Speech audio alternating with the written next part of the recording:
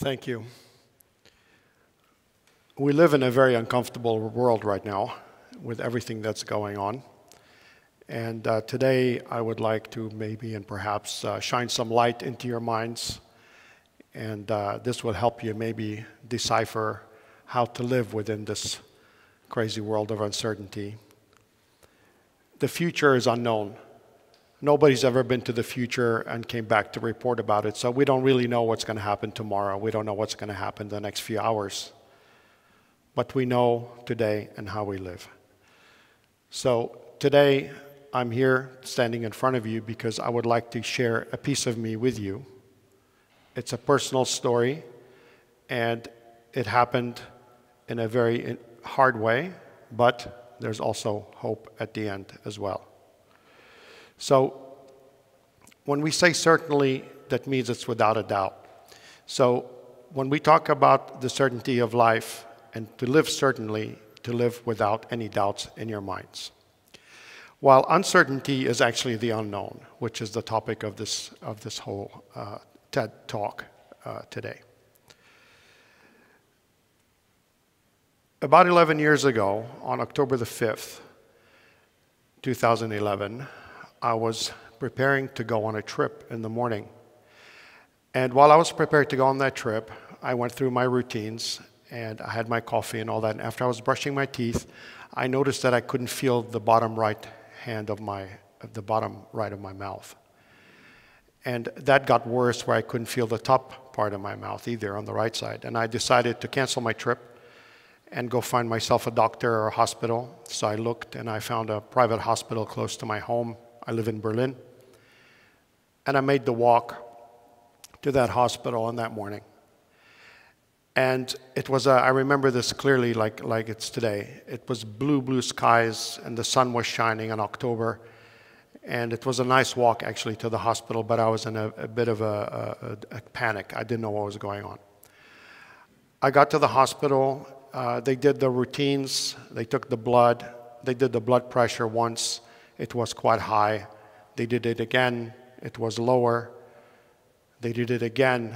It was higher again. And that mystified the nurse, so she called in the doctor. And what they did was they strapped something around my waist and a cuff on my arm and some tubes down my shirt. And this machine was pumping every 20 or 15 or 20 minutes or whatever it was doing. And it was continuously reading my values. Well, sometime during that day, the doctor came to me. They took the measurements and said, things don't look very good. Things are up and down, and they didn't really quite understand what was going on, so they wanted to keep me there for observation. It was a small, private, nice hospital. I sat down, I had dinner, and when I had dinner, right after that dinner, it felt like I was in a tunnel, and the light was just closing in on me like that. And that's all I remember. It just went dark, and it went extremely silent. And all I know is I woke up the next day in the morning.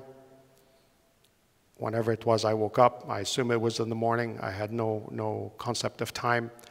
And I was numb from my head down to my toes. I couldn't feel a thing. And I was really angry. Because the first thing that I started to think about was, how am I going to live like this?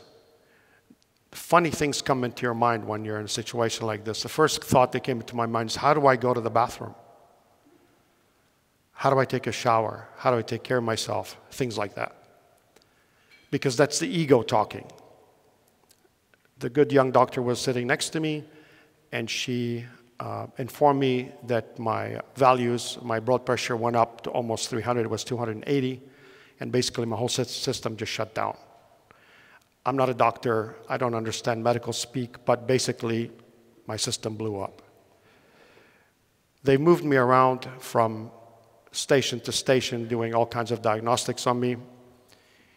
And they would bring me back to my room, and there was only one English channel. I was in Berlin, Germany, obviously it's in German. There's only one English channel, it was CNN. And they continuously were talking about the death of Steve Jobs. This happened on the same day that Steve Jobs died. And my tongue was twisted, I couldn't speak, and this thing was just constantly playing. And if you know CNN, they do report quite deeply. They moved me, then they decided they needed to move me to another hospital, the teaching hospital in Berlin. I went there. I was moved there to the 18th floor of this massive building, and I was alone in a room. Thankfully, it was south-facing, so I got a lot of sunshine. And following the analysis of the doctors there, basically it felt like an army of doctors. This was the result. In German, this says epic crisis. That's the last thing you want to have on a medical report. And the professors, and even doctors, they were like, really, the professors in the hospital was telling me, well, we're now ready to give you basically a certificate of handicap, and that I wasn't allowed to live or work or whatever and get my affairs in order because, I was in pretty bad shape. I refused that. And this is what happened next. I got struck in 2011. I decided to fight because my will to live and fight was stronger than the ailment that caused this thing. I had to learn how to walk again. I had to learn how to use my mind again. I had to learn everything all over again.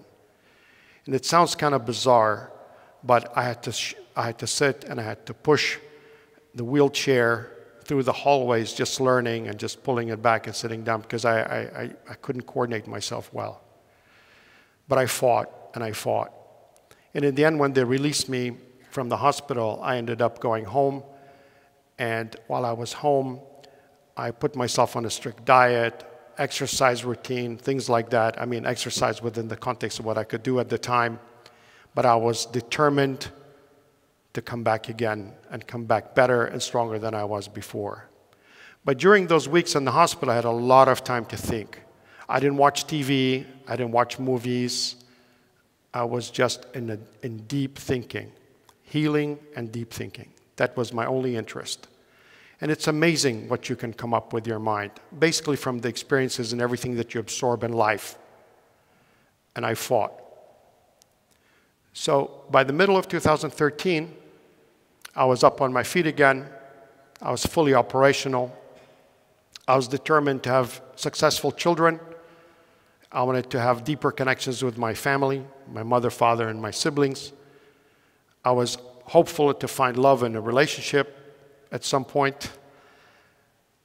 I wanted to bond with my friends. I offered myself to mentorships all over the place, and I did a lot of them, and I have a lot of wonderful mentees. I dedicated my life to charity as well, so that my time was also shared with others and my money was also shared with others. I want to travel. I travel a lot. And I have the love of good food, cuisine, art, music, and I was dedicated my life in that sphere as well. I founded Mergers and Acquisitions Pre-Exit Advisory based on the projects that I did throughout my life. And I had 6 mandates by 2013, 2014. 2 of those were actually in Poland. That's how I got introduced to this wonderful country. By 2014, end of 2014, I became the CEO of one of the largest telecommunications manufacturers in Germany. I co-founded a software company. I was heavily involved also in the startup scene. I was a steward of Silicon Alley in Berlin, which is essentially the team that founded and created the ecosystem in Berlin around the startups. And I was on 2 company boards. Fast forward 2020, I co-founded a private equity fund with my great colleague and good friend here in Poland. And we're achieving successes after successes here in Poland. How did I do it? It's a good question. Everybody asks me. Even I mystified my own doctors. You know, they wrote me off. I was done. And I'm stronger now than I ever was, actually. How did I do it? So I'm going to share this with you. Essentially, these are pillars of my life. I'm going to share with there were 3. I didn't want to do. thought about a lot of different things, but I wanted to basically summarize it into three pillars for my life as a foundation of my life, which I live today, and I will continue to live till the end of my days.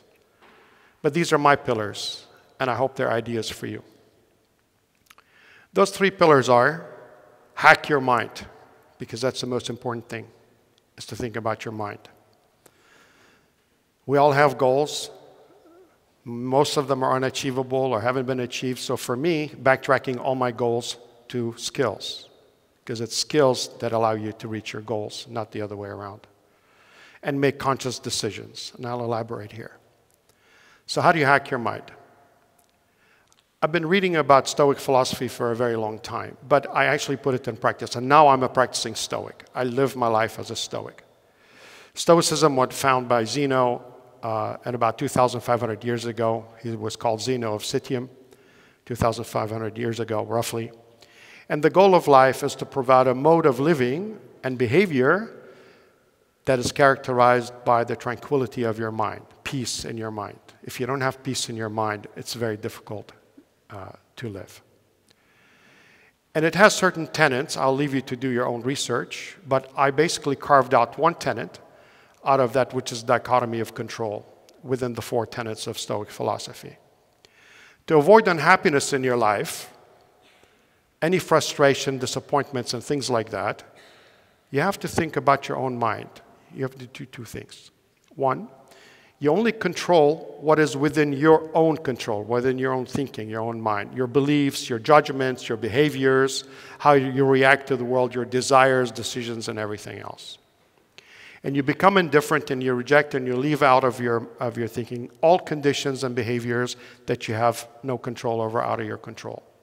You can't control what's happening even in the mind of your own child. You can't control what's happening even in the mind of your spouse or partner or whatever, or what happens in Washington and other places. This is out of our control. We only can focus on our own selves. That's one. That's pillar number one. And I put a little light bulb there as it's an idea for you. Backtrack all your goals to skills. There's a whole goals industry out there. I did a small Google search. I said life goals, right? And 4.7 billion hits came back on Google. Goals everywhere. Discipline and goals. You see that on Instagram, things like that. There's 700 million videos on YouTube just on goals. It's incredible. And many people are frustrated because they have goals up here, their achievements down here. Whatever that gap is, that's their frustration. If the gap is wide, they're very, very frustrated. And the gap is low, they're not as frustrated. And sometimes that frustration exhibits itself in many strange, different, and sometimes aggressive ways, actually. And they usually take it out on the people closest to them. So how do you bridge that gap? How do you get from where you are to where you want to be? And for me, this is the answer, okay? Actually, I sketched that. I have that sketch somewhere. I was trying to find it. It was because I did a lot of thinking and kind of sketching with my bad handwriting while I was in the hospital at the time. But basically, you need to have the why. What is your why? And when you understand the why, then what you need to do is you need to divide your goals into what skills are needed to achieve that goal.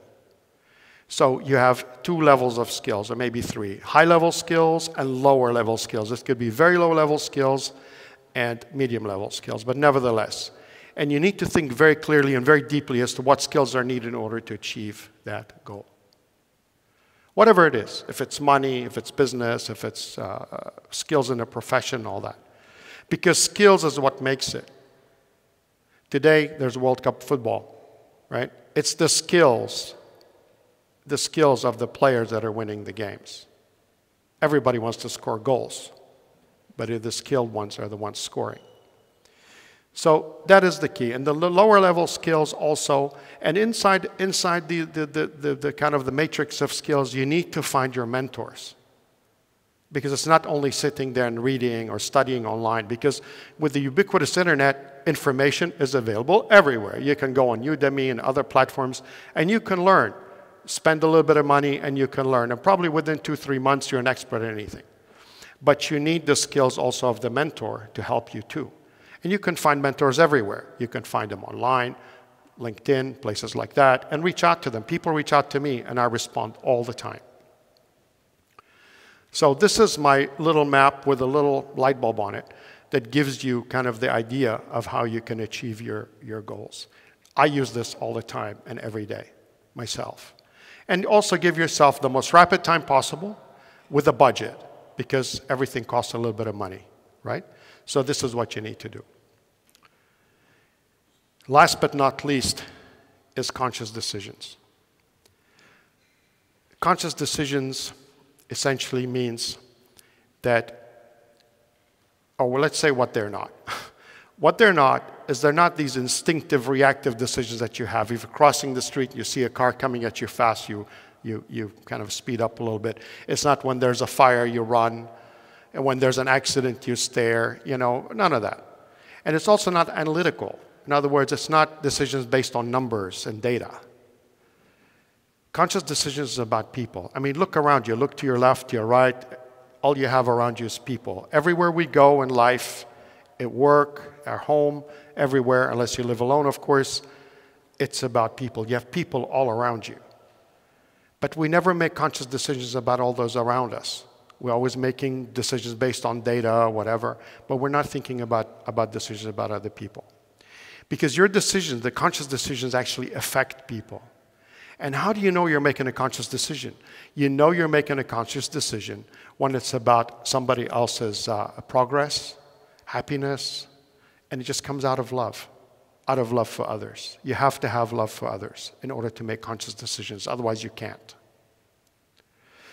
And being also it's important to make conscious decisions about yourself. Because you, the self, is also important. Sometimes you need to make conscious decisions about yourself too. And what's critical as a Stoic, we journal. So you need to maintain, it would be good to maintain a conscious decision journal. Basically, ask yourself why you made the conscious decision, detail your reasoning, and write down the outcome if you know them. And this will help you play back your conscious decisions over time, and you realize, you know, what impact you've had on the world. And finally, I read once that every idea is a gift. I love that expression. And I hope you can weave one or all of these ideas that I gave you so that they also become pillars of your life. Because I made a conscious decision, actually, to stand here in front of you, to sit with this great team, and to give you a piece of myself. Thank you very much.